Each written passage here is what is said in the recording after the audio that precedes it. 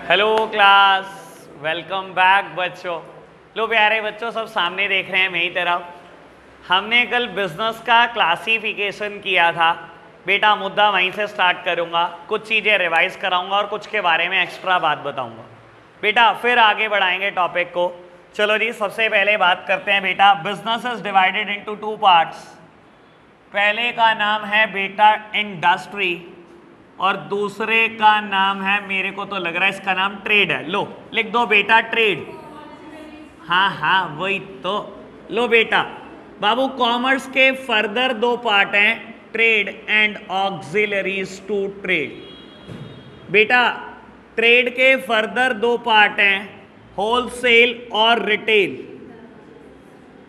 Internal trade और external trade. और बेटा इंटरनल ट्रेड के फर्दर दो पार्ट, होलसेल एंड रिटेल, और एक्सटर्नल के तीन further part, export, import and entrepot. लो प्यारे बच्चों, बहुत सारी बातें समझनी है आपने, सब सामने देखते रहेंगे बेटा। मैंने आपको बोला था इंडस्ट्री वाला क्लासिफिकेशन अभी पेंडिंग है, अभी पेंडिंग रहेगा ये बेटा। इंडस्ट्री वैसे तीन तरीके की हैं, primary, secondary and tertiary industry. बेटा tertiary industry provides support services to both primary and the secondary industry. Tertiary industry और ऑक्सिलरीज टू ट्रेड के बीच में कोई भी डिफरेंस नहीं है बेटा। ट्रेड का मतलब था buying and selling of goods and services. बेटा एक ट्रेड, एक बिजनेस हजारों सर्विसेज हैं बेटा जो ओन करता है ताकि अपना बिजनेस स्मूथली रन कर पाए, ताकि अपना ट्रेड अच्छे से चला पाए बेटा। वो सारी सर्विसेज ऑक्सिलरीज टू ट्रेड है। It may be transportation, warehousing, communication, banking, financing, insurance और पता नहीं कितनी सारी हो सकती है। खैर आज इस पे मेरा डिटेल डिस्कशन भी है बाबू। खैर आगे बढ़ाते हैं बात को। ट्रेड दो तरीके का है, इंटरनल और एक्सटर्नल। इंटरनल ट्रेड मतलब वो बेटा जो एक देश की ज्योग्राफिकल बाउंड्री के अंदर अंदर होता है बेटा। इसी को हम domestic trade, home trade, national trade, सब इन सब नाम से बुलाते हैं बेटा। और बाबू ये फर्दर दो तरीके का है, होलसेल और रिटेल। होलसेल का मतलब है बेटा कंपैरेटिवली ज्यादा क्वांटिटी में खरीदकर ज्यादा क्वांटिटी में बेच देना, और रिटेल ट्रेड मतलब कंपैरेटिवली लेसर क्वांटिटी में खरीदना और लेसर क्वांटिटी में बेच देना। लो प्यारे बच्चों, एक्सटर्नल ट्रेड फर्दर तीन तरीके का है, यहां अभी एनालिसिस है। कल मैंने बस एक एक बात बताई थी और छुट्टी कर दी थी बेटा, अगर आपको याद हो तो। यहां मेरा एनालिसिस है, सुनना बेटा। एक्सपोर्ट का मतलब क्या होता है?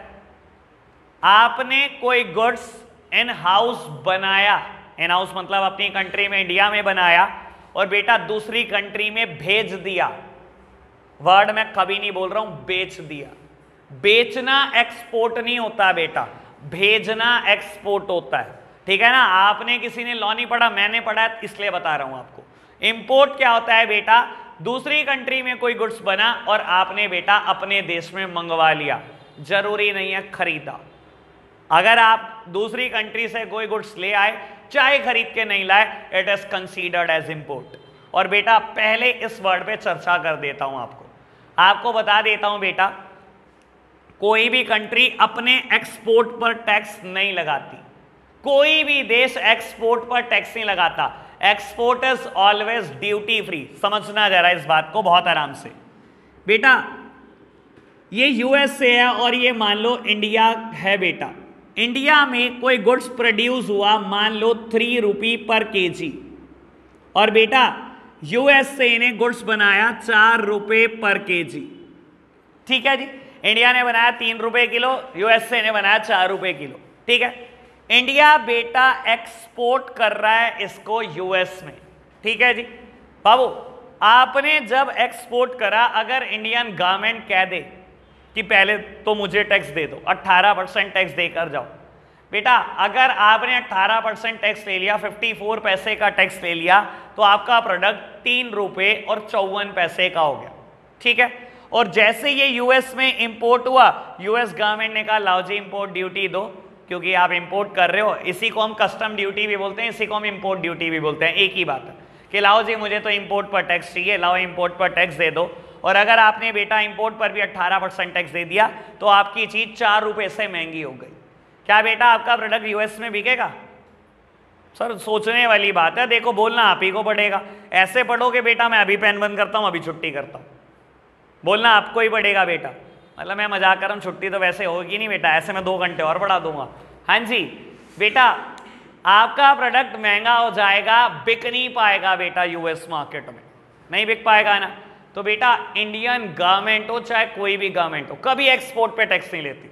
इंडियन गवर्नमेंट ने बोला अच्छा आपने यूएस में बेचना है, एक्सपोर्ट करना है, हम टैक्स नहीं ले रहे, आप यूएस में बेचो। आप यूएस में गुड्स बेचते हो, जैसे ही यूएस में पहुंचता है बेटा, वो क्या करते हैं बेटा, कस्टम ड्यूटी चार्ज करते हैं। लेट्स सपोज 18% चार्ज करा, आपका प्रोडक्ट 3 रुपये 54 पैसे का हो गया यहाँ पर। बेटा क्या आप ही का प्रोडक्ट बिकेगा? बिल्कुल, क्योंकि आपका प्रोडक्ट सस्ता है, यूएस का प्रोडक्ट महंगा है, बिकेगा आपका ही। एक्सपोर्ट को बेटा ड्यूटी फ्री इसलिए रखा जाता है ताकि आपका प्रोडक्ट फॉरेन कंट्री में कॉम्पिटिटिव बना रहे। अगर आप इसके ऊपर अननेसेसरी टैक्स चार्ज करोगे तो बेटा बाहर के देश में प्रोडक्ट महंगा पहुंचेगा तो बिक नहीं पाएगा बेटा। इसी वजह से एक्सपोर्ट के ऊपर कोई देश टैक्स नहीं लेता, लेकिन इंपोर्ट के ऊपर हर देश टैक्स लेता है, कोई नहीं छोड़ता बेटा। आप बाहर से लेके आ रहे हो, इंडिया से क्यों नहीं खरीदा, बाहर से क्यों खरीदा, टैक्स लेंगे जी, ठीक है ना। इंपोर्ट पे हर देश टैक्स लेता है, एक्सपोर्ट पे कोई देश टैक्स नहीं लेता। अब बहुत आराम से इस बात को सुनना, मैं बहुत सारे एग्जांपल दूंगा, आपको मजा आएगा ये सुनकर, और ये एक्स्ट्रा बात का पार्ट भी बनेगा। बाबू एक टाइम की बात है, पुराने जमाने की बात बताता हूं। बाबू विजय माल्या नाम सुना है? हाँ ये तो सुना ही होगा बेटा ना। बाबू उसको बहुत शौक था एंटीक्स खरीदने का, विजय माल्या जी को बहुत शौक है बेटा एंटीक्स खरीदने का। तो एक टाइम की बात है बेटा, बापू जी का चश्मा, गांधी जी वही हमारे बाबू, उनका चश्मा और लाठी की नीलामी थी बेटा साउथ अफ्रीका में, ठीक है जी। और बेटा वो बोली लगाकर खरीद कर लाया अप्रॉक्स कुछ 2 करोड़ के आसपास। और बेटा बता देता हूं, कस्टम एक्ट में लिखा है एंटीक्स पर और लग्जरी चीजों पर 200% टैक्स है। तो 2 करोड़ का खरीद कर लाया बेटा, जैसे ही इंडिया पहुंचा, क्योंकि खरीद कर लाना तो इंपोर्ट है ही है बेटा, बल्कि अगर खरीद कर नहीं भी लाए लेकिन बाहर के देश से कुछ लेकर आए तब भी इंपोर्ट है बेटा। तो बाबू सरकार ने कहा इसके ऊपर तो 4 करोड़ का टैक्स ही टैक्स है, आप 2 करोड़ का लाए और 200% टैक्स है। तो बेटा खैर ये तो बात का मुद्दा है कि हुआ क्या, उन्होंने बेटा अप्रोच करा यूपीए गवर्नमेंट को, सोनिया गांधी जी को, उन्होंने एक रात में लॉ बदला उनके लिए, और बेटा फ्री ऑफ कॉस्ट ये गुड्स इंपोर्ट हो गया इंडिया, यानी कि बस 2 करोड़ में इंपोर्ट हो गया बेटा, कोई इंपोर्ट ड्यूटी चार्ज नहीं हुई। अब बहुत काम की बात सुनना, सचिन तेंदुलकर जी, इनको कौन नहीं जानता बेटा, लास्ट टेस्ट मैच खेल रहे थे ऑस्ट्रेलिया में, ठीक है ना। एक प्लेयर है बेटा फॉर्मूला 1 रेस के, माइकल शूमाकर, शायद नाम सुना हो। उन्होंने बेटा कार गिफ्ट करी सचिन तेंदुलकर जी को, लास्ट टेस्ट मैच खेल रहे थे ऑस्ट्रेलिया में, उन्होंने कार गिफ्ट करी जिसकी वर्थ थी बेटा अप्रॉक्स 3 करोड़, एक लग्जरी गाड़ी। यार अब तेरे को इसमें इन्वॉल्व क्या होना है, मेरे को भी क्या करना है इस चीज का, मुझे बेटा जितना चाहिए मेरे को उतना पता है। 3 करोड़ रुपए की लग्जरी गाड़ी गिफ्ट कर दी, ठीक है बाबू। इंडिया में ये गाड़ी आ रही है, मुझे ये बताओ ये इंपोर्ट है कि नहीं, खरीद कर नहीं लाए वो, सर इंपोर्ट है कि नहीं है? मैंने पहले ही बोला था बेटा खरीदना इंपोर्ट नहीं होता, बाहर के देश से खरीद कर लाना इंपोर्ट नहीं होता बेटा। अगर आप वैसे भी कोई चीज ला रहे हो बाहर से, it is considered as import. तो बेटा ये इंपोर्ट की डेफिनेशन में कवर हो रहा था, और जब डेफिनेशन में कवर हो रहा था लग्जरी चीजों के ऊपर 200% टैक्स। सचिन तेंदुलकर ने कहा अच्छा गिफ्ट मिला भाई, 3 करोड़ का गिफ्ट मिला, 6 करोड़ का टैक्स दूं इंडिया में। तो बेटा उसने सोचा अगर गाड़ी बाहर के बाहर बेच दूं तो यार गिफ्ट देने वाला क्या सोचेगा, क्या टैक्स नहीं दे पाया मैं, बेइज्जती अलग होगी। 3 करोड़ की गाड़ी बाहर बेच के 3 करोड़ इंडिया में ले गया तो ये बहुत बड़ी समस्या हुई। खैर उसने भी बाद में अप्रोच किया, सोनिया गांधी यूपीए गवर्नमेंट, एक रात में लॉ बदला बेटा, उसके लिए टैक्स फ्री किया गया इस चीज को, और बेटा इंपोर्ट हो गया। बाबू इंडिया वर्ल्ड कप भी जीता था 28 साल बाद 2011 में, और बेटा दूसरे देश से इंडिया आ रहा था। क्या ये भी इंपोर्ट है? सर 100% इंपोर्ट है। क्या खरीद के लाना इंपोर्ट होता है? किसने कहा भाई? A little knowledge is a very dangerous thing. आपके टीचर्स को नहीं पता, हमें तो बहुत कुछ पता है भाई। ठीक है ना, ये भी इंपोर्ट था और बेटा इंपोर्ट पे 200% टैक्स। सोने से लदा हुआ वर्ल्ड कप कई करोड़ों की वर्थ लगता है, उसके ऊपर 200% टैक्स। बीसीसीआई को पसीने आ गए कि 200% टैक्स देना पड़ेगा। खैर उनके लिए भी एक रात में लॉ बदला गया और बेटा ये भी टैक्स फ्री इंपोर्ट हुआ इंडिया में। मतलब खैर मैं अपना बात बोलूँ तो भाई जिनके पास मीन्स हैं उनसे सरकार वैसे ही कुछ नहीं लेती। क्या विजय माल्या टैक्स नहीं पे कर सकता, क्या सचिन तेंदुलकर नहीं पे कर सकता, या बीसीसीआई नहीं पे कर सकती? तीनों इतनी बड़ी बड़ी एंटिटी हैं अपने आप में बेटा, इनके लिए 8-10 करोड़ की क्या वैल्यू, 1 मिनट में टैक्स पे करेंगे। जिनके पास मीन्स हैं उनसे तो टैक्स लेने नहीं, गरीब को छोड़ना भी नहीं बेटा। खैर छोड़ो, सेपरेट मुद्दा है। मुझे तो इंपोर्ट वर्ड क्लियर करना था, शायद क्लैरिटी बढ़ गई होगी। ठीक है ना बेटा, समझ आई बेटा जो मैंने बात बोली। एंट्रीपोर्ट, कल इसके ऊपर जाते जाते एनालिसिस कर गया था। इंपोर्ट करना for the purpose of export is known as entrepot. समझ आई पहले ये बात? चलो एक काम करो, मुझे ये बताओ एंट्रीपोर्ट में कम से कम कितनी कंट्री की इन्वॉल्वमेंट है? अच्छा देखो एक बात बताओ, एक्सटर्नल ट्रेड में मैंने एक बात बोली थी, मेरी तरफ देखना प्यारे बच्चों। मैंने पहले ही बोला मेरा एनालिसिस, दिखने में तो ये 3 वर्ड हैं, मेरा एनालिसिस बहुत तगड़ा है इस बात पर बेटा। एक्सटर्नल ट्रेड जब मैंने कल बोला था तो मैंने कल यही बात बोली थी, कम से कम 2 कंट्री चाहिए बेटा, कम से कम 2 कंट्री होंगी तो एक्सटर्नल ट्रेड बनेगा, कम से कम 2। बेटा मैं पूछ रहा हूं आज एंट्रीपोर्ट में कितनी है? एक्सपोर्ट में 2 होती है, इंपोर्ट में 2 होती है, एंट्रीपोर्ट में कम से कम कितनी कंट्री चाहिए? मजा तो अब आएगा। कितनी? 2। मैं एग्जाम्पल दे सकता हूं आपको, छोड़ो मेरा तो दिल नहीं कह रहा ना, मैं तो आपको हमेशा बोला है, मैं बेटा इमोशनल होकर नहीं किसी बात को कह रहा, मैं तो प्रैक्टिकल बात बता रहा हूं। 2 कंट्री में भी एंट्रीपोर्ट हो सकता है, ठीक है जी। समझाऊं आपको, सुनना बेटा, ये यूएसए है और ये है बेटा चाइना।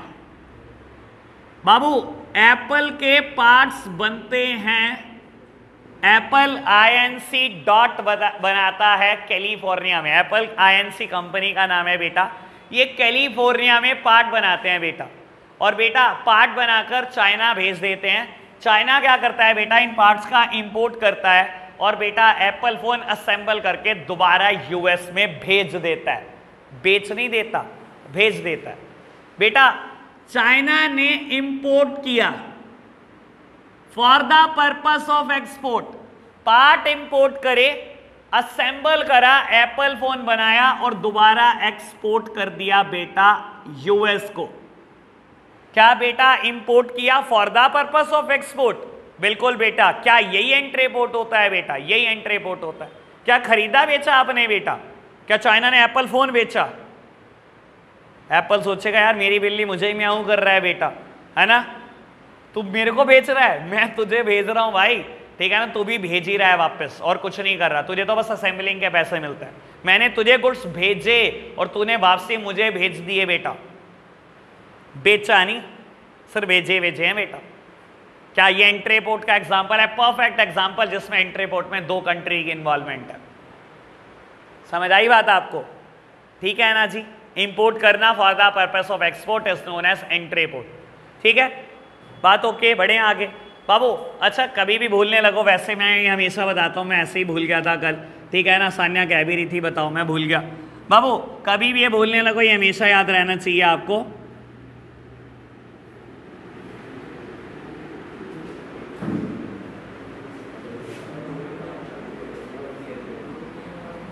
बाबू एक्सपोर्ट क्या होता है? अपने देश में बना हुआ माल किसी दूसरे देश को बेच देना, यार वही भेज देना। हमने भी भेज दिया बेटा इसको, सानिया मिर्जा को पाकिस्तान, ठीक है ना, एक्सपोर्ट कर दिया। और बेटा दूसरे के देश में बना हुआ माल अपने देश में मंगाना ही इंपोर्ट होता है बेटा। हमने भी मंगा लिया था इसको, ठीक है ना बाबू। तो बाबू ये इंपोर्ट है। हाँ अब जिंदगी में कभी नहीं, इतना बढ़िया एनालिसिस मैंने जिंदगी में पहली बार किया। लो प्यारे बच्चों, बड़े बात को आगे बढ़ाएं बेटा, बात करेंगे ऑक्सिलरीज टू ट्रेड की। लो प्यारे बच्चों, बात करेंगे ऑक्सिलरीज टू ट्रेड की। बाबू ऑल्दो आपको ये बता देता हूं, ये मेरे पास पूरा चैप्टर नंबर 4 है, चैप्टर नंबर 4 का नाम है बिजनेस सर्विसेज। जितनी बात यहां पर मैं हल्के लेवल पे करूंगा वहां मोस्ट डिटेल्ड लेवल पे करूंगा। आपको पता है आपने वहां पर 4-5 सर्विसेज बहुत अच्छे से पढ़ी हुई हैं जिन्होंने चैप्टर 4 पढ़ा है, ठीक है बाबू, वही है बेटा यहां पर। यहां हल्के लेवल पे बोलता हूं इसी चीज को, ठीक है जी। मैं बेटा इतना तो बोल दूंगा कि आपको समझ में आ जाएगा कि ट्रेड को रियलिटी में इन चीजों की जरूरत है, ठीक है। बाकी मोस्ट डिटेल्ड वे में चैप्टर 4 में बोलूंगा, ठीक है जी। चलो बाबू बात करेंगे ऑक्सिलरीज टू ट्रेड की। और बेटा ऑक्सिलरीज टू ट्रेड क्या है? Support services required by the trade. ये वो सर्विसेज हैं जिसके बिना ट्रेड चल नहीं सकता बेटा, इनकी जरूरत ही जरूरत है बेटा हर ट्रेड को। तो सबसे पहली सर्विस जिसके बिना बेटा बिजनेस नहीं चल सकता उसका नाम है ट्रांसपोर्टेशन। लो बेटा ट्रांसपोर्टेशन। बेटा ट्रांसपोर्टेशन का सिंपली मतलब क्या होता है? Movement of goods from one place to the another place, यही सिंपल मतलब होता है। ट्रांसपोर्टेशन का सिंपल मतलब क्या है बेटा? एक जगह से दूसरी जगह पर गुड्स लेकर जाना। मैं ट्रांसपोर्टेशन का मतलब यही नहीं कह रहा हूं बेटा बाय रोड ही होगा ट्रांसपोर्टेशन, वो किसी भी मीन से हो सकता है बेटा, चाहे बेटा बाय रोड हो बाबू, बाय एयर नहीं हो सकता ट्रांसपोर्टेशन, बाय एयर भी हो सकता है बेटा, मरीन रूट से नहीं हो सकता, पानी के रूट से नहीं हो सकता क्या? पानी के रूट से भी हो सकता है। तो बेटा मैं जरूरी नहीं है, आप ट्रांसपोर्टेशन का मतलब ये मत समझना बाय रोड। आधे लोगों को तो मिथ ही होता है जिंदगी में कि बाय रोड की बात चल रही है, किसी भी मीन से हो सकता है बेटा, ठीक है ना। बेसिकली मतलब है movement of goods from one place to the another. बेटा देखो ट्रांसपोर्टेशन की क्या जरूरत है ये समझना। मैं बोलता हूं बेटा आपने नोएडा में एक फैक्ट्री लगाई बेटा, और बेटा ये फैक्ट्री क्या करेगी? सेल फोन प्रोड्यूस करेगी बेटा, मोबाइल प्रोड्यूस करेगी और बेचेगी, ठीक है। और आप बेचना कहाँ चाहते हो बेटा? ऑल ओवर द वर्ल्ड बेचना चाहते हो, ठीक है। फैक्ट्री लेट सपोज की बात कर लो ब्लैकबेरी, आप ब्लैकबेरी या एप्पल की फैक्ट्री लगा रहे हो बेटा एनसीआर में, ठीक है ना, या बेंगलुरु में फैक्ट्री लगा रहे हो आप, और एक्चुअलिटी में लगी हुई है बेटा। और आप क्या करोगे बेटा? वर्ल्ड वाइड ये फोन बेचना चाहते हो, ठीक है जी। बाबू इस बात को समझना, हमारा जो नेचर है ना बेटा, उसने ना किसी भी कंट्री को अपने आप में कंप्लीट नहीं बनाया। कोई चीज बेटा किसी कंट्री में मिलती है, कोई चीज किसी कंट्री में मिलती है। बात करूं बेटा कैश्यू नट की, बात करूं स्पाइसेस की, बेटा इंडिया में बहुत अच्छे होते हैं। बात करूं गोल्ड की, बात करूं पेट्रोल की, इंडिया में बिल्कुल नहीं होते हैं बेटा। बाबू हर कंट्री ना कुछ बेटा चीजों में रिच है, ठीक है ना। हर कंट्री, नेचर ने ना किसी भी कंट्री को अपने आप में सेल्फ सफिशिएंट नहीं बनाया, ठीक है ना। बाबू अब नोएडा में आपको सेल फोन बनाने के लिए रॉ मटेरियल चाहिए। ये रॉ मटेरियल अच्छा आता ही बेटा चाइना से।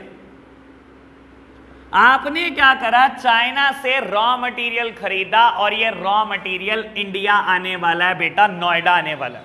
हमेशा ध्यान रखना बेटा बाबू, रॉ मटेरियल को प्लेस ऑफ प्रोडक्शन तक पहुंचाने के लिए we need transportation facility. Raw material को प्लेस ऑफ प्रोडक्शन तक पहुंचाने के लिए हमें कहीं ना कहीं बेटा ट्रांसपोर्टेशन फैसिलिटी का यूज करना पड़ता है, चाहे वो बाय रोड हो, चाहे वो बाय एयर हो, चाहे वो मरीन रूट हो।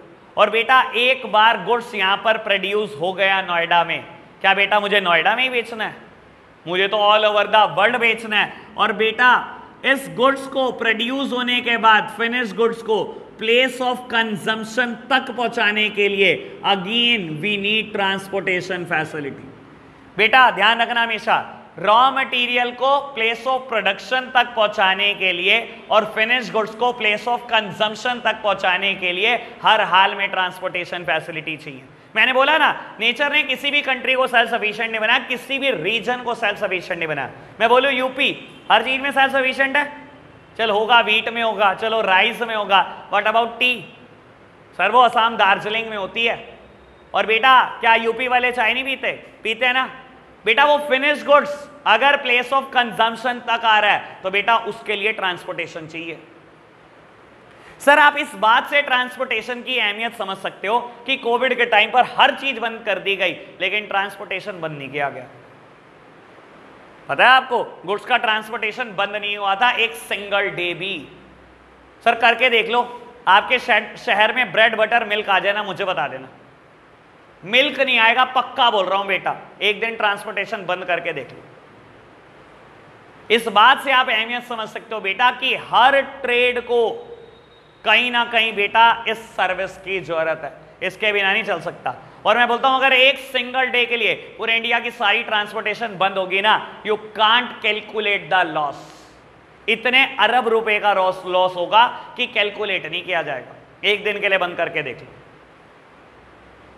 ये अहमियत है ट्रांसपोर्टेशन की। समझ आई बात? जितनी मुझे यहां पर क्लैरिटी देनी है उतनी मैं दे चुका हूं बेटा, ठीक है जी। बाकी चैप्टर 4 में करेंगे इसकी ज्यादा बात। बढ़ता हूं आगे बेटा। Second service is known as banking and financing.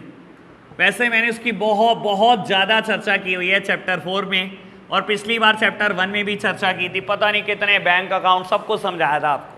क्या टेंशन मत लेना, मैं इसकी चर्चा दोबारा चैप्टर 4 में करूंगा, लेकिन थोड़ी सी बात अभी करूंगा पक्का। बाबू देखो, क्या हमें बैंकिंग और फाइनेंसिंग ये दो सर्विस भी चाहिए बेटा? बैंक मतलब बेसिक बैंक की फैसिलिटी को यूज करना, और फाइनेंसिंग मतलब लोन का इस्तेमाल करना। फाइनेंसिंग मतलब लोन लेना, फाइनेंस का मतलब ही लोन से होता है बेटा, ठीक है ना। बैंकिंग मतलब बेसिक बैंकिंग फैसिलिटी का यूज करना, और फाइनेंसिंग मतलब लोन लेना। क्या बेटा हर ट्रेड को इस चीज की जरूरत है? बाबू आपको क्या लगता है जितनी मल्टीनेशनल कंपनियां या जितनी कंपनियां नेशनल लेवल पे काम कर रही हैं कोई लोन नहीं लेती? अच्छा, रिलायंस इंडस्ट्रीज लिमिटेड के ऊपर क्या समझते हो कितने रुपए का लोन होगा आपके हिसाब से? 1 लाख करोड़ के आसपास। 1 लाख करोड़। सर ये ना दिमाग से मिथ निकाल दो कि मल्टीनेशनल कंपनी या नेशन वाइड जो कंपनी ऑपरेट करिए सब अपने पैसों पे ऑपरेट करिए, हर एक पे कर्जा है। पुराने टाइम में कंपनी को हम जीरो डेट कंपनी बोलते थे, एक ही थी बस, वो इन्फोसिस। इन्फोसिस एक कंपनी रही है बेटा जिसको हम जीरो डेट कंपनी बोलते थे, कोई कर्जा नहीं। बाकी ऐसी कोई कंपनी छुट्टी नहीं है बेटा जिसका आप नाम जानते हो और जिसके ऊपर कोई कर्जा ना, छुट्टी नहीं है। यानी कि बेटा अगर आपको ग्रोथ करनी होती है और बेटा आपको मल्टीनेशनल कंपनी बनना, कई देशों तक व्यापार को लेके जाना है, कहीं ना कहीं बेटा लोन की रिक्वायरमेंट हर बिजनेस को है, क्योंकि बहुत पैसा लगता है बेटा नेशन वाइड जाने में या मल्टीनेशनल कंपनी बनने में। रही बात बेसिक बैंकिंग फैसिलिटी की, बेटा आज की तारीख में आपको लगता है कोई कंपनी ऐसी होगी जिसके पास बैंक अकाउंट नहीं होगा, जो फंड ट्रांसफर करने के लिए बैंक ब्रांच में जाते होंगे? सर कंपनी में फंड ट्रांसफर कैसे होता होगा? मैं बोलता हूं एक कंपनी ने दूसरे कंपनी के पैसे देने हैं, आपको नहीं लगता बेटा नेट बैंकिंग से ही ट्रांसफर करते होंगे या बैंक ब्रांच में जाते होंगे? वहां पर लाइन में खड़े होता होगा सीईओ कंपनी का। सर ऐसे होता होगा क्या? समझदार हो शायद, समझदार को इशारा काफी। बेटा अब ये भी बात बता देता हूं, एक बात इंपॉर्टेंस की बोलते हुए, कि बेटा कोविड में अगर ट्रांसपोर्टेशन बंद नहीं हुआ ना तो बैंक भी बंद नहीं हुए थे। आप इस एंगल से अहमियत समझ सकते हो बेटा कि क्या जरूरत है बेटा बैंकिंग की देश को, क्या जरूरत है बैंकिंग की एक बिजनेस को। ये बंद हो गया ना तो ऐसा दुनिया का कोई बिजनेस नहीं बचेगा जो बंद नहीं होगा बेटा, सब बंद होगा। एक दिन के लिए सारी बैंकिंग फैसिलिटी बंद करके देखो बेटा, internet banking including internet banking including GPay, चलता तो बैंक से ही है ना, पेटीएम, फोन पे, आज की तारीख में बंद करके देखो बस एक दिन। सर यहां अरबों का नुकसान था ना, यहां कम से कम 1 लाख अरब लग देना बेटा, लिख इतने रुपए का नुकसान होगा। एक दिन के लिए बंद करके देख लो, बस एक दिन। ये जरूरत है बेटा, हर ट्रेड को बेटा बैंकिंग फैसिलिटी चाहिए, हर ट्रेड को बेटा लोन की रिक्वायरमेंट है। ऑल्दो मैं आपको बोल रहा हूं मैंने 1% भी बात नहीं बोली, मैं इसको 3 दिन से कम में खत्म नहीं करता हूं, सिर्फ इसी मुद्दे को, ठीक है जी। अभी बस झेल लो क्योंकि चैप्टर बेटा 4 में मेरे को बहुत बातें करनी है इसके ऊपर। चलो जी बेटा, third facility is warehousing. पहले बात वेयर हाउसिंग की बेटा, there is a time gap between the production and the consumption of goods and services, thus we need the warehousing facility। बेटा गुड्स प्रोड्यूस होते हैं अलग टाइम पर और गुड्स कंज्यूम होते हैं अलग टाइम पर, इसकी वजह से ही बेटा कहीं ना कहीं हमें वेयर हाउसिंग फैसिलिटी चाहिए। वेयर हाउसिंग सिंपली मीन्स बेटा गोडाउन, आपकी सिंपल भाषा में आप इसको बोलते हो गोडाउन। और बेटा हम टेक्निकल भाषा में साथ ही साथ इसको कोल्ड स्टोरेज को भी कवर करते हैं। बेटा सुनना जरा बहुत आराम से मेरी बात को। बाबू आप सिंपल भाषा में बोलते हो, हर बिजनेस में ना कोई सीजनैलिटी है। कोई भी बिजनेस उठा के देखो, कहीं ना कोई सीजन नजर आने लगता है आपको, ठीक है ना। आप गारमेंट का बिजनेस उठाकर देखो यार, गर्मियों के कपड़े अलग हैं, सर्दियों में बिल्कुल अलग है, सीजनैलिटी है। आप कॉस्मेटिक्स उठाकर देखो, सर्दियों में बेटा मॉइस्चराइजर्स हैं, ठीक है ना, गर्मियों में टेल्कम है, डिओड्रेंट है, कहीं ना कहीं थोड़ी बहुत सीजनैलिटी है। आप कोई भी बिजनेस उठा के देखोगे ना कहीं सीजनैलिटी नजर आने लगेगी। इलेक्ट्रॉनिक्स उठाकर देखो बेटा, गर्मियों में एसी है, सर्दियों में गीजर हीटर है, तो हर बिजनेस में कोई ना कोई सीजनैलिटी है। और बेटा क्योंकि सीजनैलिटी है, ऑफ सीजन में हम प्रोडक्ट को स्टोर कहां करेंगे? कहीं ना कहीं बेटा हमें गोडाउन चाहिए, कहीं ना कहीं बेटा हमें कोल्ड स्टोरेज चाहिए। क्या फर्क होता है गोडाउन और कोल्ड स्टोरेज में? बेटा गोडाउन में हम नॉन पेरिशेबल प्रोडक्ट को स्टोर करते हैं। नॉन पेरिशेबल प्रोडक्ट क्या होते हैं? जो बेटा सड़ते गलते नहीं है, खराब नहीं होते, जिनकी लाइफ अच्छी है, वो सब नॉन पेरिशेबल प्रोडक्ट होते हैं। मुझे गारमेंट्स फेंकने हैं, गोडाउन में फेंक दो बेटा, कुछ नहीं बिगड़ने वाला। फर्नीचर फेंकना है बेटा गोडाउन में, एसी फेंकने हैं बेटा गोडाउन में, लैपटॉप फेंकने हैं गोडाउन में।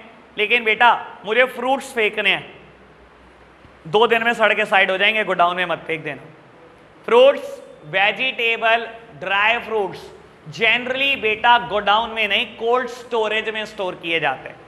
कोल्ड स्टोरेज क्या होते हैं? बेसिकली आप बोल सकते हो बहुत बड़े बड़े फ्रिज और रेफ्रिजरेटर, जहां बेटा फ्रूट्स और वेजिटेबल को एक पर्टिकुलर डिग्री टेम्परेचर पे रखा जाता है, जिसकी वजह से वो खराब नहीं होते।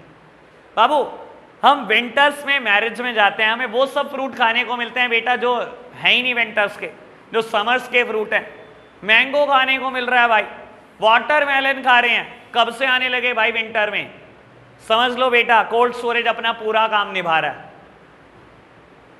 आज की तारीख में ऐसा कोई फ्रूट, ऐसी कोई वेजिटेबल नहीं है बेटा जो ऑफ सीजन नहीं मिलती, कोई भी नहीं है बेटा, हर चीज मिलती है, ढूंढने वाला चाहिए बेटा। ये फैसिलिटी आज की तारीख में हमारे पास, ठीक है ना। तो हर फ्रूट हर वेजिटेबल ऑफ सीजन में मिलती है। मैं क्या बोल रहा था बेटा, there is a time gap between the production and the consumption of goods and services. बेटा गुड्स प्रोड्यूस होते हैं अलग टाइम पर, कंज्यूम होते हैं अलग टाइम पर। बेटा ये जो टाइम गैप है ये कौन फिल करता है? ये कहीं ना कहीं बेटा वेयर हाउस इस टाइम गैप को फिल करता है। मैं बोलता हूं बेटा व्हीट प्रोड्यूस होती है समर में, तो क्या बेटा विंटर में हम रोटी नहीं खाते क्या? जब व्हीट समर में प्रोड्यूस होती है, क्या गुड्स जिस टाइम प्रोड्यूस हुआ उसी टाइम कंज्यूम करना होता है? नहीं बेटा, there is a time gap between the production and the consumption of goods and services. Wheat summer में प्रोड्यूस हुई, थोड़ी बहुत समर में खाएंगे, थोड़ी बहुत विंटर में खाएंगे, पूरे साल चला लेंगे। तो बेटा व्हीट इतने टाइम तक कहां स्टोर रहेगी? बेटा हमारे पास वेयर हाउसेस फैसिलिटी है। कोई ऐसा ट्रेड नहीं है बेटा जिसको आज की तारीख में इन दोनों चीजों की जरूरत नहीं है। या तो ये चाहिए या तो ये चाहिए, या तो आपके बिजनेस में सीजनैलिटी है या बेटा टाइम गैप है between the production and the consumption of goods and services. Hyundai ने बेटा एक कार बनाई क्रेटा, आज 10,000 कार पर डेज हुई, सारी बिक गई, आज सारी बिक जाएंगी आज ही। सर पता है नहीं बिकेंगी, मानते हो नहीं बिकेंगी। There is a time gap between the production and consumption of goods and services. In the mean time बेटा स्टोर रहेंगी गोडाउन में, जैसे जैसे ऑर्डर आएगा वैसे वैसे सप्लाई करते रहेंगे बेटा। आज सैमसंग ने S20 कोई फोन बनाया बेटा, सारा बिक जाएगा आज ही, 1 लाख यूनिट बनाइए, सब बिकेंगे, आज ही बिकेगा। ऐसा होता है कभी? There is a time gap between the production and the consumption of goods and services. इस टाइम गैप को फिल करते हैं बेटा हम वेयर हाउस के थ्रू। समझ आई बात? क्लियर है बात? अभी तक कोई दिक्कत तो नहीं, परेशानी तो नहीं बेटा। सबसे लास्ट मेरे नोट्स में दिया गया एडवर्टाइजिंग, पहले एडवर्टाइजिंग की चर्चा, फिर बेटा मैंने एक इंश्योरेंस मुद्दा छोड़ा, उसको टच करूंगा। बेटा एडवर्टाइजिंग, बेटा बिजनेस को जरूरत है क्या एडवर्टाइजिंग की? बाबू देखो मैं बोलता हूं आप एक मैन्युफैक्चरर हो, आपने आज एक गुड्स प्रोड्यूस करा, लेट सपोज की बोलता हूं फॉग डिओड्रेंट, और पहली बार आपने 9 गैस परफ्यूम बनाया, ठीक है। और बेटा मान लो एड नाम की कोई फैसिलिटी नहीं है, एडवर्टाइजमेंट नाम की कोई फैसिलिटी नहीं है। बेटा आप क्या करोगे? घर घर जाना शुरू करोगे, बताना शुरू करोगे कि मैंने गुड्स बनाया, ठीक है ना। बेटा मैं बोलता हूं एक दिन आप पूरा चल लिए, और बेटा कितने घर कवर कर लोगे? 50 घर में चले जाओगे, 100, 200, 500, चलो पूरी जिंदगी लगाओ, बताओ। इंडिया में 135 करोड़ लोग हैं, मुझे बताओ अगर 1 करोड़ लोग भी टच कर पाओ तो आप। सर जिंदगी का प्रिंसिपल है, जो दिखता है वही बिकता है। और बेटा पहले प्रोडक्ट दिखाना पड़ता है। और बेटा मेरा मानना यह है, ऐड से गंदगी भी बिक जाती है। ऐड से किंडर जॉय बिक जाता है बेटा, तो आप समझ सकते हो क्या क्या बिक जाएगा। ठीक है, हाँ पता नहीं क्या बात है, इसके लिए बुराई बड़ी निकलती है मेरे मुंह से। हाँ जी बेटा, ऐड से गंदगी बिक जाती है, गंदगी। तो क्या क्या बिक जाएगा आपको समझ में आ जाएगा बेटा। मानते हो ना बेटा, जितने एड सुपीरियर क्वालिटी प्रोडक्ट के आते हैं उतने इंफीरियर क्वालिटी प्रोडक्ट के आते हैं। और बेटा कुछ भी बेच लो और जो दिखता है वो बिकता है। दुनिया एक बार भी बाय कर ले, बस कंपनी का पर्पस पूरा हो गया। एक मिनट भाई रुकिए, लो बेटा। अच्छा एक बात बताओ, एड पर पैसा कौन खर्चता है? बस तुम्हारी जिंदगी में यही तो मिथ रह गए हैं जो दूर करने हैं मुझे। चलो अभी समझाता हूं बेटा, ऐड पे पैसा कौन खर्चता है? आप। पता है आपको? आप और हम पैसा खर्चते हैं ऐड पर। चलो ये बात समझाने के लिए एक एग्जांपल लेता हूं, आपको क्लैरिटी देता हूं बहुत अच्छी। बेटा एक 300 ml की कोल्ड ड्रिंक प्रोड्यूस होती है, बिकती 15-17 जितने भी रुपए की है मुझे नहीं पता, 15 रुपए की लेट्स सपोज मान लेते हैं, बिक जाती है। ठीक है ना? इसकी प्रोडक्शन कॉस्ट कंपनी को आती है 80 पैसा, ये बनती है 80 पैसे की और बिकती है 15 रुपए की। ऐसे कैसे भाई? इतना कमा रही है कंपनी? बेटा कमा नहीं रही इतना, सुनना। लेकिन बाबू कंपनी की ब्रांड एम्बेसडर है, कुछ भी समझ लो, लेट्स सपोज कटरीना कैफ। ठीक है ना? हाँ मेरी फेवरेट है, जलो नहीं बेटा। हाँ बेटा कटरीना कैफ ब्रांड एम्बेसडर है और बेटा 5 करोड़ रुपए लेती है। लेट्स सपोज किसी का भी ऐड करने के लिए, लेट्स सपोज ये परिणीति चोपड़ा है बेटा, स्लाइस का ऐड करती है, ब्रांड एम्बेसडर है, 5 करोड़ चार्ज करती है साल के कंपनी से। ठीक है बेटा, परिणीति चोपड़ा ऐड करती है या कटरीना ऐड करती है बेटा, पूरे साल भर में लोग उसका ऐड देख देख के खुश हो जाते हैं। 1 करोड़ बोतल बिक जाती हैं पूरे साल भर में। बाबू एक बार तो कंपनी ने जेब से पैसा खर्च कर दिया 5 करोड़, कंपनी आपसे ही चार्ज करती है बेटा पूरा 5 करोड़। 1 करोड़ बोतल बिक गई, यानी कि बेटा पर बोतल 5 रुपए उन्होंने एडवर्टाइजिंग के चार्ज करने हैं आपसे। 5 रुपए तो ऐड के जुड़े हैं इसमें। 80 पैसे की कोल्ड ड्रिंक, 5 रुपए ऐड के। उसके बाद मैन्युफैक्चरर का मार्जिन, होलसेलर का मार्जिन, रिटेलर का मार्जिन, ट्रांसपोर्टेशन कॉस्ट। होलसेलर, मान लो मैन्युफैक्चरर बैठा है कहीं पर में मुंबई, होलसेलर बैठा है दिल्ली, मुंबई से पहले गुड्स दिल्ली आएगा, ट्रांसपोर्टेशन कॉस्ट है बेटा। रिटेलर बैठा है सहारनपुर, होलसेलर बेचेगा बेटा रिटेलर सहारनपुर को, वहां से ट्रांसपोर्टेशन कॉस्ट जुड़ेगी और फिर बिकेगा। तीनों का प्रॉफिट जुड़ा है बेटा, होलसेलर का, मैन्युफैक्चरर का, रिटेलर का। 2 बार ट्रांसपोर्टेशन कॉस्ट जुड़ी है बेटा, सरकार के टैक्सेस जुड़े हैं, सब मिला मिलू के 15 रुपए की बिक जाती है। ये 5 रुपए किसने दिए? आपने। जितने टीवी ऐड देखते हो आप शुरू से लेकर, सुबह से लेकर रात तक, सबके पैसे आप ही देते हो। 1 रुपया कोई कंपनी खर्च नहीं करती, मुकालता दूर कर लेना। और अब जब भी ऐड आएगा घर वालों को कहना 2 मिनट बात सुन लो, ये जो कटरीना कैफ डांस करी है मेरे पैसों पे कर रही है ना यार, प्रैक्टिकल बात बता रहा हूं यार। ठीक है ना? सच में यार वो आपके पैसों पे डांस कर रही है भाई, ये पैसे आप ही पे कर रहे हो, और कौन पे कर रहा है भाई? ठीक है ना? दिल को तो तसल्ली मिलने लगी बेटा आज तो। ठीक है ना? ये सब हमारे पैसों पे ही नाचते हैं बेटा, और क्या करते हैं ये। ठीक है जी, बात समझ में आई? लेकिन बेटा ये बात पक्की है, आज की तारीख में कोई ट्रेड सक्सेसफुल नहीं हो सकता अगर आप एड फैसिलिटी का यूज नहीं कर रहे। क्योंकि बेटा बताओगे कैसे दुनिया को कि मैंने ये प्रोडक्ट मैन्युफैक्चर कर लिया? घर घर जाके बताओगे, जिंदगी बीत जाएगी आपकी, कुछ नहीं बेच पाओगे बेटा। एड जैसी मास रीच किसी चीज की नहीं है। अच्छा आपको क्या लगता है एक पर्टिकुलर पॉइंट ऑफ टाइम पर कितने लोग देखते हैं टीवी?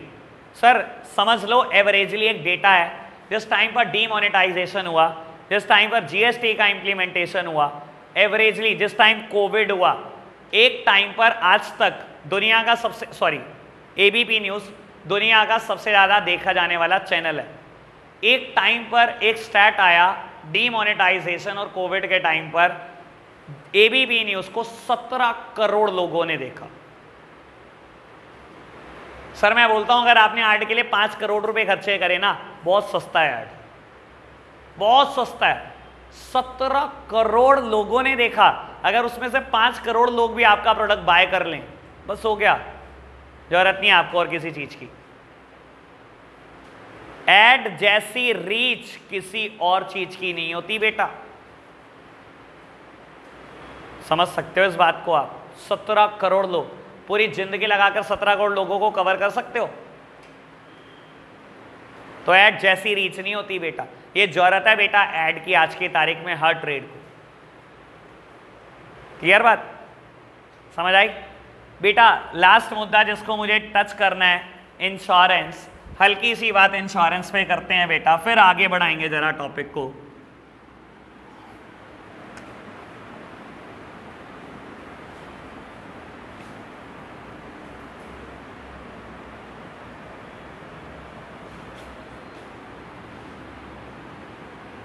ये बात आपके लिए पुरानी होगी पुराने बच्चों, 2-3 बार मैं कर चुका हूं आपके साथ ये बात।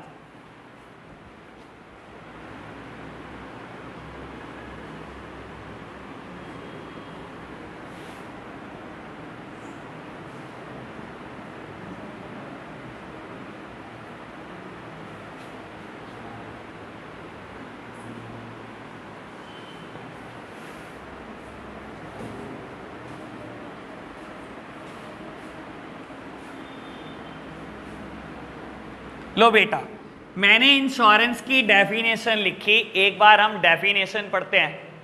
है भाई, इंश्योरेंस है कॉन्ट्रैक्ट।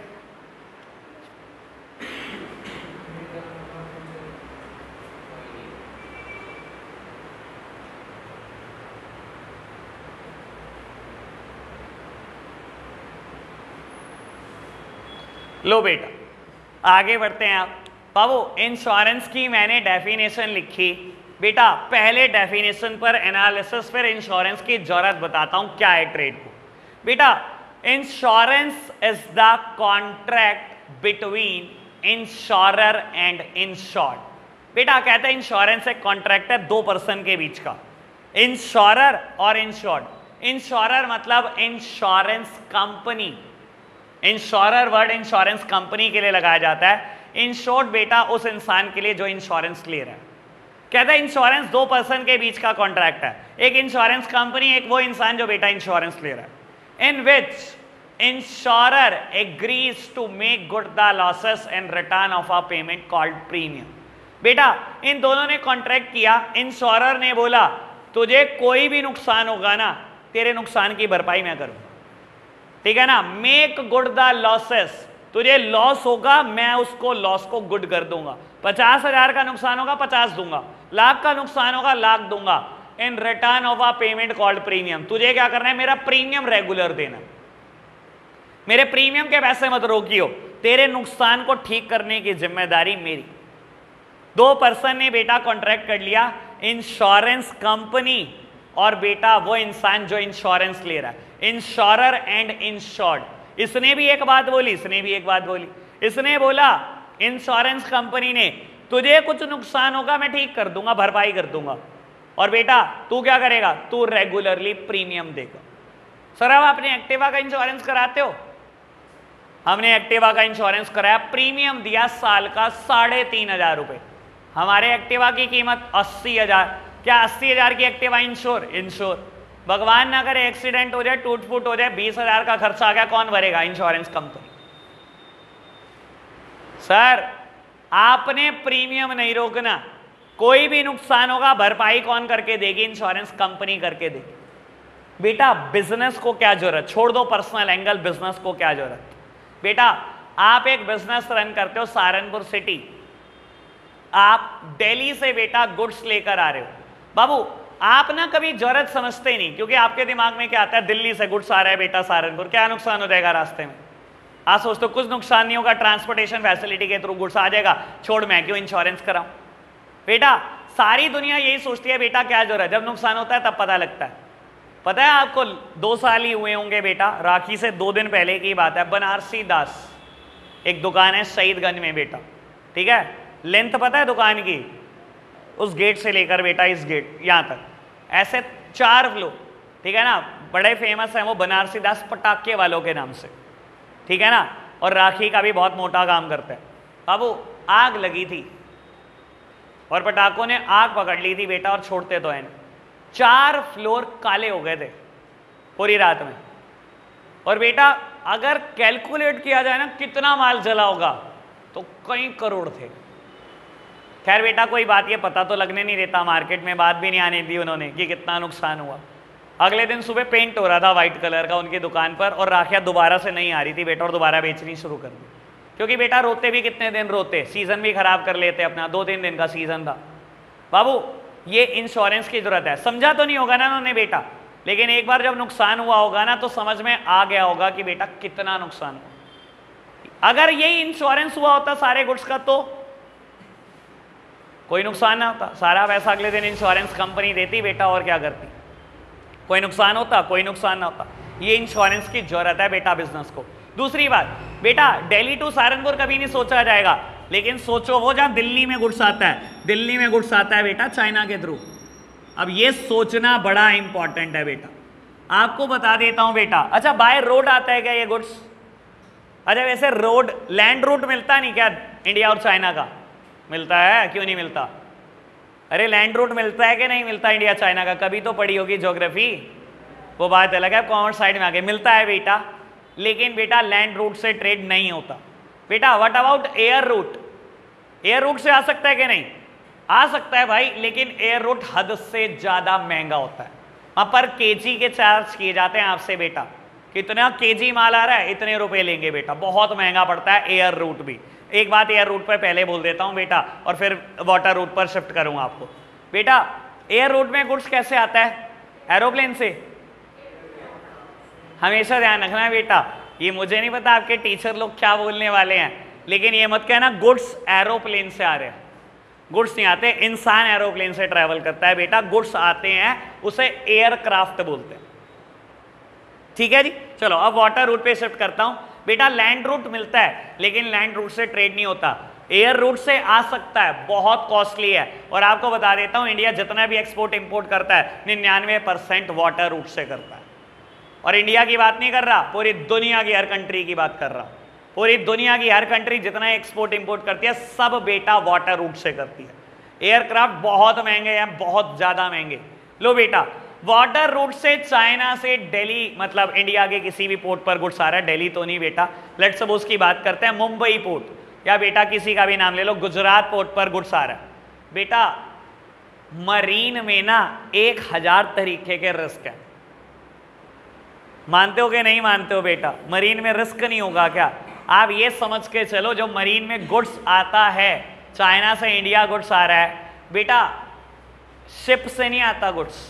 अगेन ये भी बड़े काम की बात बोल दो बेटा, इंसान आते हैं शिप से, वेसल से आता है goods. Correct word is vessel बेटा, दिखने में शिप ही है लेकिन नाम शिप नहीं बोलना आपने, वेसल से गुड्स आता है बेटा। एक वेसल पर हजारों कंटेनर आते हैं। कंटेनर का साइज पता है क्या होता है बेटा? इस दीवार से लेकर जहां आपकी ट्यूशन ये खत्म हो रहा है, यानी कि इस कमरे में बस 2 कंटेनर आते हैं। ऐसे हजारों कंटेनर एक वेसल पर आते हैं, ठीक है ना। और मैं बोलता हूं आपका एक कंटेनर में माल आ रहा है और आप बेचते क्या हो बेटा? मोबाइल एसेसरी, ईयरपोड्स आ रही हैं। इस वेसल में पता है कितने रुपए की ईयरपोड्स आ जाएंगी? कम से कम 50 करोड़। और ऐसे कितने कंटेनर आ रहे हैं? 1000 कंटेनर आ रहे हैं एक वेसल पर। सर अगर ये डूब गया ना तो बस बेटा छत से छलांग मार देना, इसके अलावा कोई इलाज नहीं बचेगा। अगर ये डूब गया बेटा आप भी डूब गए समझ लो। सर ये जरूरत है इंश्योरेंस की बिजनेस को। आपको लगता है इंश्योरेंस क्या कराना है, क्योंकि दिमाग में क्या चल रहा होता है? दिल्ली सहारनपुर बस। बेटा ये तो देख लो दिल्ली में गुड्स कहां से आता है, हमेशा मरीन रूट से गुड्स आ रहा है, चाहे वो किसी कंट्री से आ रहा हो, और मरीन रूट में इंश्योरेंस सच में कंपलसरी होता है बेटा। कोई कंट्री अलाउ ही नहीं करती, क्योंकि पता है बेटा एक बार अगर वेसल गया तो सर हजारों लोग चले जाएंगे, कितने हजार करोड़ का नुकसान होगा, गिनती नहीं है बेटा। समझ में आई बेटा इंश्योरेंस की जरूरत क्या है बिजनेस को? ठीक है जी, चलो आज के लिए हम इतना ही रखते हैं बेटा, बाय बाय।